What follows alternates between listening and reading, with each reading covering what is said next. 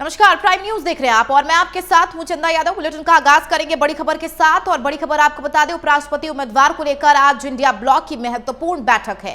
खड़गे के ऑफिस में ज्वाइंट कैंडिडेट पर चर्चा होगी। 21 अगस्त को नामांकन दाखिल किया जाएगा।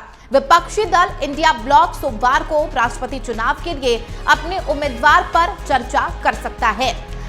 कहा जा रहा है कि कांग्रेस अध्यक्ष और राज्यसभा में विपक्ष के नेता मल्लिकार्जुन खड़गे के ऑफिस में सुबह तकरीबन 10:15 पर संसदीय दल की बैठक बुलाई गई है।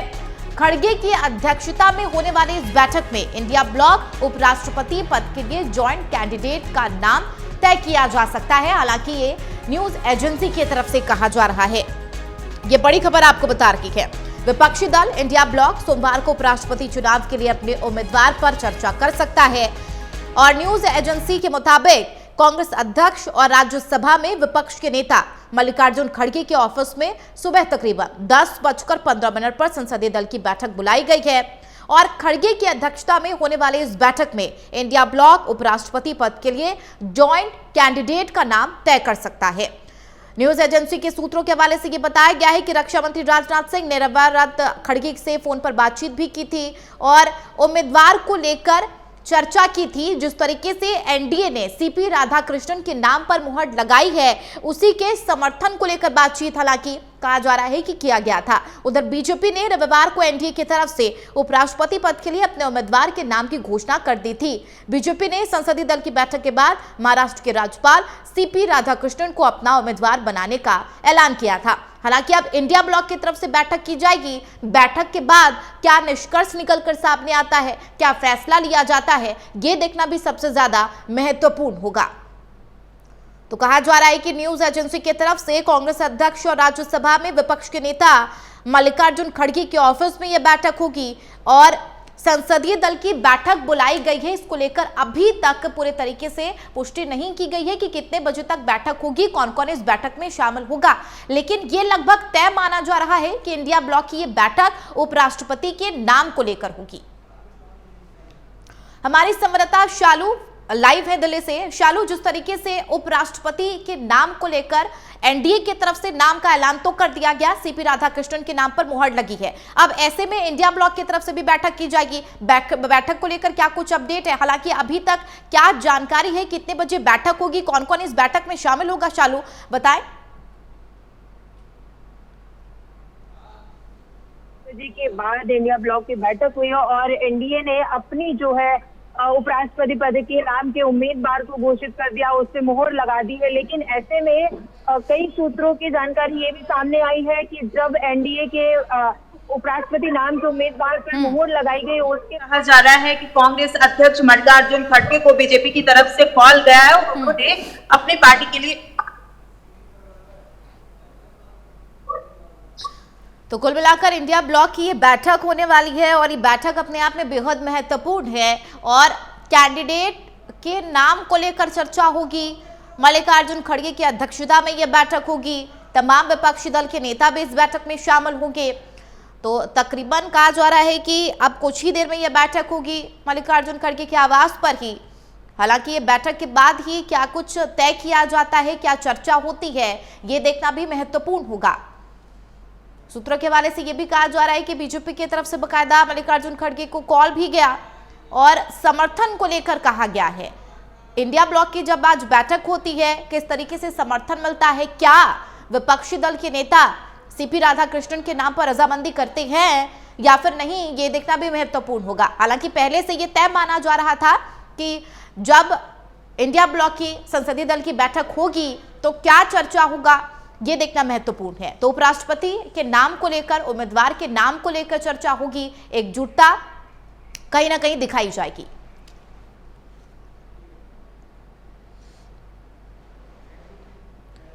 तो विपक्षी दल इंडिया ब्लॉक सोमवार को उपराष्ट्रपति चुनाव के लिए अपने उम्मीदवार पर चर्चा कर सकता है। कांग्रेस के अध्यक्ष और राज्यसभा में विपक्ष के नेता है मल्लिकार्जुन खड़गे, उनके ऑफिस में ही तकरीबन कहा जा रहा है कि 10:15 पर संसदीय दल की बैठक बुलाई गई है और इसकी अध्यक्षता होने वाली है। इंडिया ब्लॉक के उपराष्ट्रपति पद के लिए ज्वाइंट कैंडिडेट का नाम तय किया जा सकता है।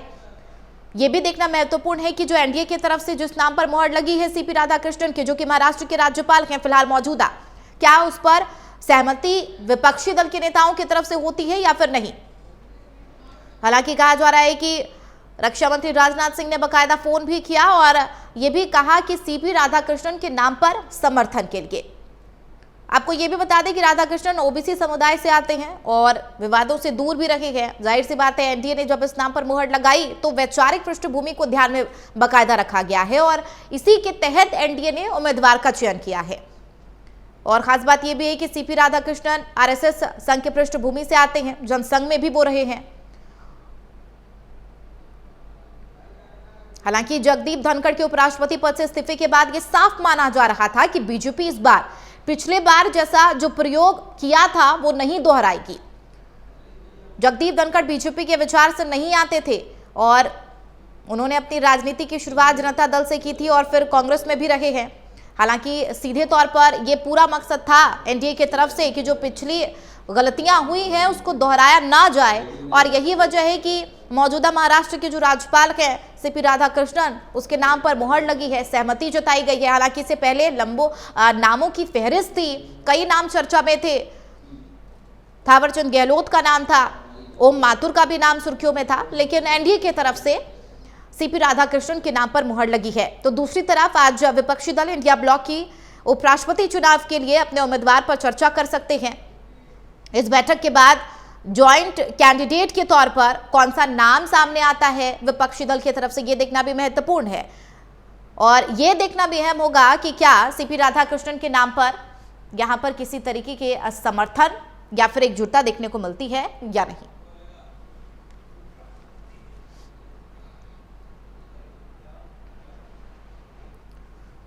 चलिए बढ़ेंगे आगे और इसी बीच एक और बड़ी खबर, उपराष्ट्रपति उम्मीदवार का ऐलान हो चुका है। सीपी राधाकृष्णन होंगे उम्मीदवार। महाराष्ट्र के राज्यपाल हैं सीपी राधाकृष्णन।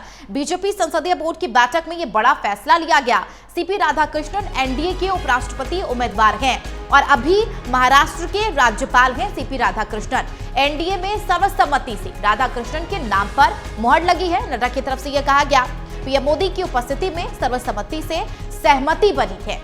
तो सीपी राधाकृष्णन एनडीए उपराष्ट्रपति के उम्मीदवार हैं। सीपी राधाकृष्णन 16 की उम्र में आरएसएस से जुड़े थे। एनडीए ने उम्मीदवार का ऐलान किया है और पीएम ने सीपी राधाकृष्णन को इसको लेकर बधाई भी दी है। उपराष्ट्रपति उम्मीदवार का ऐलान किया गया और सीपी राधाकृष्णन अब उपराष्ट्रपति का उम्मीदवार होंगे। और जाहिर सी बात है, जिस तरीके से लगातार चर्चा हो रही थी तमाम नामों को लेकर, ये पूरे तरीके से कहा जा रहा था कि उसी कैंडिडेट का नाम आगे आएगा जो तमाम ऐसे कह सकते हैं कि समीकरणों में फिट बैठे और सीपी राधाकृष्णन बकायदा तमाम जो एनडीए के समीकरण रखे हैं वो उस पर फिट बैठते हैं। तो मौजूदा गवर्नर हैं सीपी राधाकृष्णन, एनडीए ने अपना उपराष्ट्रपति उम्मीदवार बनाया है। एनडीए के सहयोगी दलों ने पहले ही प्रधानमंत्री नरेंद्र मोदी और बीजेपी के राष्ट्रीय अध्यक्ष जेपी नड्डा को उपराष्ट्रपति पद के लिए उम्मीदवार चुनने के लिए अधिकृत किया था और उम्मीदवार के चयन से साफ है कि बीजेपी ने पिछली बार से सबक लेते हुए इस बार उम्मीदवार का चयन किया है। तो वैचारिक पृष्ठभूमि को भी ध्यान में रखा गया है। सीपी राधाकृष्णन आरएसएस के पृष्ठभूमि से आते हैं, जनसंघ में भी रखे हैं और ओबीसी समुदाय से भी आते हैं। साथ ही विवादों से उनका कोई नाता नहीं रहा है। पीएम खुद ओबीसी समुदाय से आते हैं और राजनीतिक रैलियों में वो खुद इसकी कई बार जिक्र भी कर चुके हैं। हालांकि एनडीए की तरफ से ये तमाम चीजों का ध्यान भी रखा गया, क्योंकि बिहार में इस साल चुनाव भी होने हैं। इसके लिहाज से भी उपराष्ट्रपति के नाम का ऐलान होना था और ये तमाम ऐसे नजरिए, विचारधारा, समीकरणों को ध्यान में रखते हुए एनडीए ने उम्मीदवार का ऐलान किया है। खबरों में बढ़ेंगे आगे और एक और बड़ी खबर, पीएम मोदी ने सीपी राधाकृष्णन को बधाई दी है। उपराष्ट्रपति पद का उम्मीदवार बनने पर बधाई। उन्होंने कहा कि मुझे खुशी है, आपका नाम नामित हुआ, एनडीए परिवार ने भरोसा जताया। ये बड़ी खबर आपको बता रही है। सीपी राधाकृष्णन के नाम पर मुहर लगी है। एनडीए की तरफ से सर्वसम्मति से नाम पर मुहर लगी, जिसके बाद खुद प्रधानमंत्री नरेंद्र मोदी ने बधाई दी है सीपी राधाकृष्णन को और उपराष्ट्रपति पद का उम्मीदवार बनने पर प्रधानमंत्री नरेंद्र मोदी ने बधाई दी और लिखा कि मुझे खुशी है कि आपका नाम नामित हुआ। एनडीए परिवार से भरोसा जताया है एनडीए परिवार ने।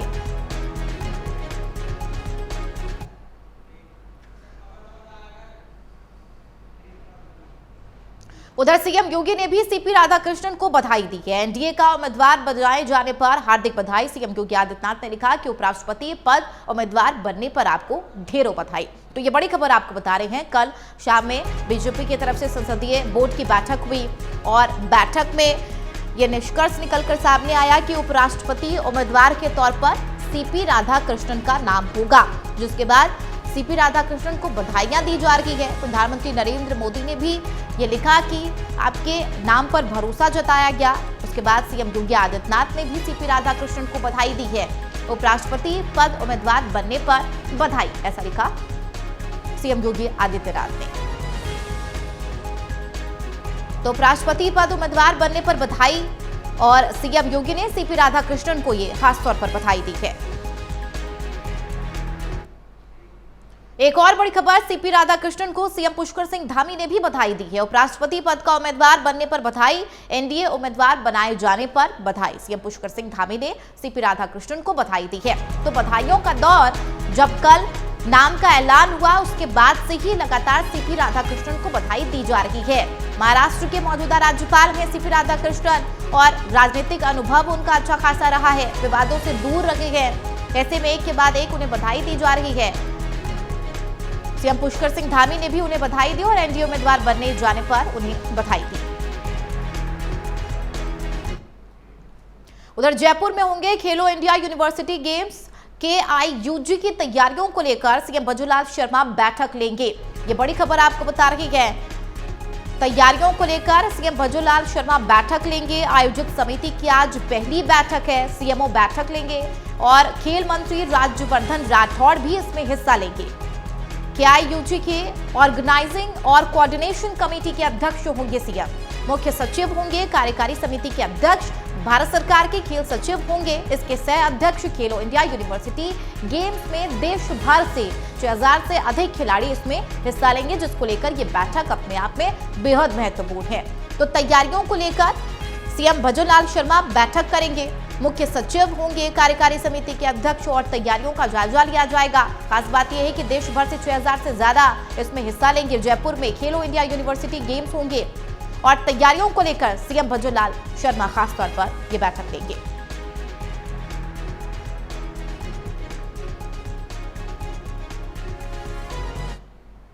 एक और बड़ी खबर, द्वारका की दिल्ली पब्लिक स्कूल को बम की धमकी मिली है। बम की धमकी के बाद कैंपस खाली कराया गया। डीपीएस द्वारका स्कूल को बम से उड़ाने की धमकी दी गई है। दिल्ली पुलिस मौके पर पहुंची। बम की धमकी से हड़कंप मचा है। फायर ब्रिगेड और पुलिस की टीम मौके पर मौजूद है। डीपीएस द्वारका स्कूल को बम से उड़ाने की धमकी मिली और इस धमकी के बाद हड़कंप मच गया है। जांच के लिए दिल्ली पुलिस मौके पर पहुंची है। डॉग स्क्वाड की टीम भी वहां पर मौजूद है। ये बड़ी खबर आपको बता रही है। लगातार पिछले कई दिनों से ऐसी खबरें आ रही है जब दिल्ली के तमाम ऐसे स्कूलों को बम की धमकी दी जा रही है। ईमेल के जरिए जांच पड़ताल की जा रही है। हालांकि इससे पहले की भी तस्वीरें हमने देखी थी जब 3 से 4 स्कूलों को बम से उड़ाने की धमकी दी गई थी। डॉग स्क्वाड की टीम वहां पर पहुंची थी। कई टीमें वहां पर, जब बम तस्कर विरोधक टीम वहां पर पहुंचा, स्कूलों को खाली कराया गया, लेकिन किसी भी तरीके की कोई भी चीज वहां पर नहीं मिली। हालांकि इस तरीके की धमकी के बाद स्कूल परिसर में, स्कूल प्रशासन में वहां पर हड़कंप मच गया। एक बार फिर से बम से उड़ाने की धमकी मिली है। 3 स्कूलों को बम की धमकी दी गई है। वहां पर डॉग स्क्वाड की टीम मौके पर पहुंची हुई है।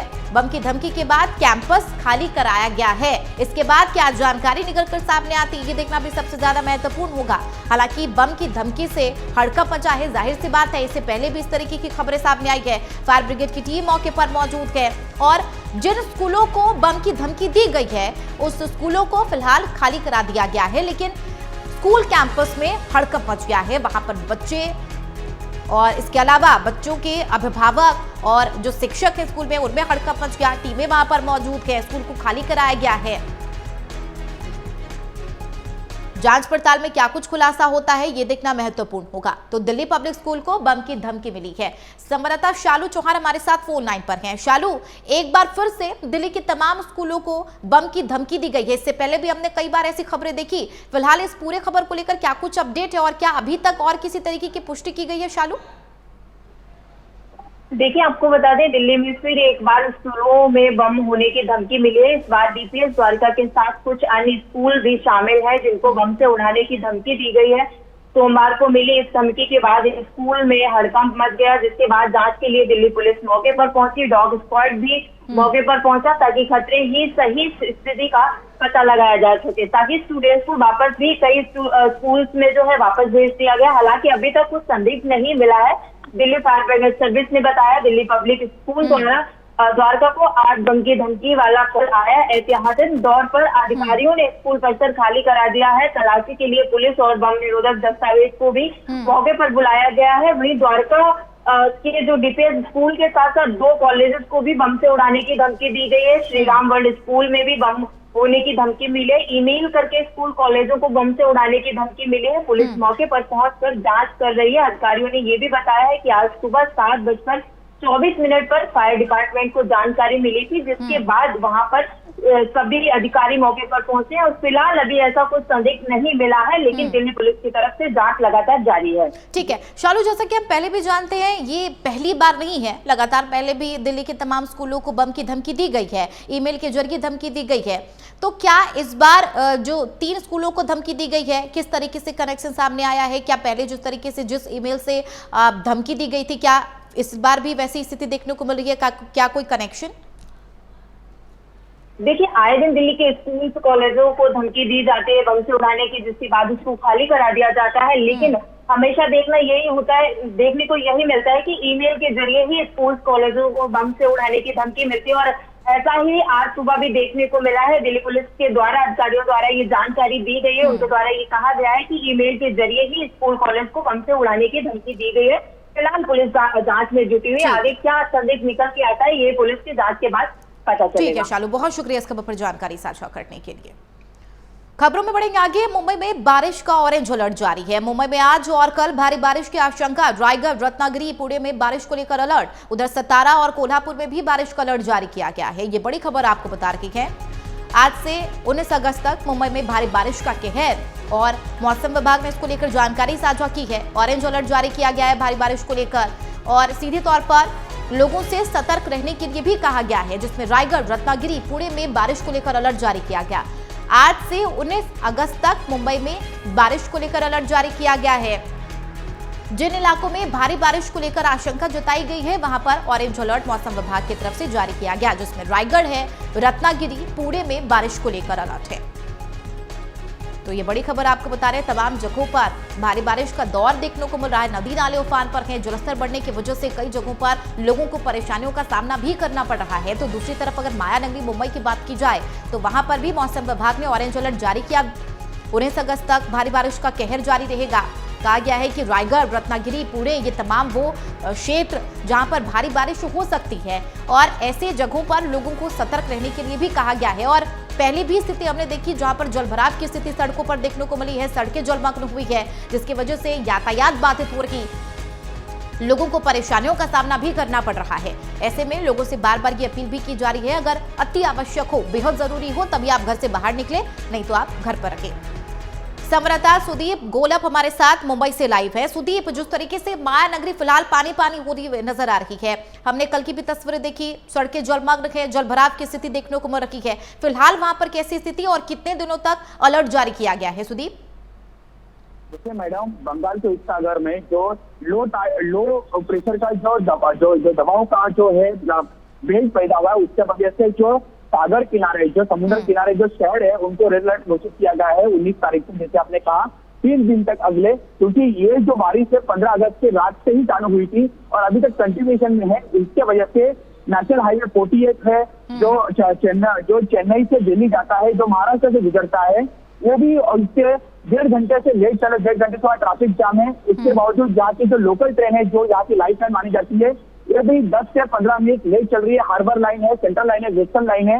वैसे ही बाहर से जो आने वाली ट्रेन है मेल एक्सप्रेस है, उसके ऊपर भी इसका इम्पैक्ट गिरा है, क्योंकि रेल पटरियों के ऊपर पानी जमा हो रहा है। और आपको तो पता है कि मुंबई की जो सीवरेज लाइन है वो अंग्रेजों की जमाने की है, नए तरीके से उन्होंने चेंज नहीं करने की वजह से उससे भी इम्पैक्ट गिर रहा है। किंग सर्कल है, सायन है, अंधेरी सबवे है, वहां भी पानी भरा हुआ है। नई मुंबई में पानी भरने के बावजूद भी एनएमसी ने जो है अपने प्रशासन सतर्क रखा है, डीएमसी ने प्रशासन सतर्क रखा है, थाना में प्रशासन सतर्क रखा है।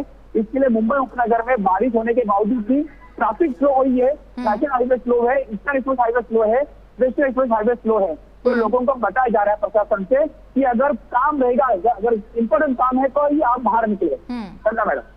ठीक है सुदीप, ऐसे में मौसम विभाग की तरफ से 3 जगहों को लेकर अलर्ट जारी किया गया है कि भारी बारिश वहां पर हो सकती है, रायगढ़, रत्नागिरी और पुणे। इसके अलावा क्या कोई और भी क्षेत्र हैं जहां पर भारी बारिश को लेकर अलर्ट जारी किया गया है? और इन 3 जगहों की बात की जाए तो वहां पर अभी फिलहाल कैसी स्थिति है?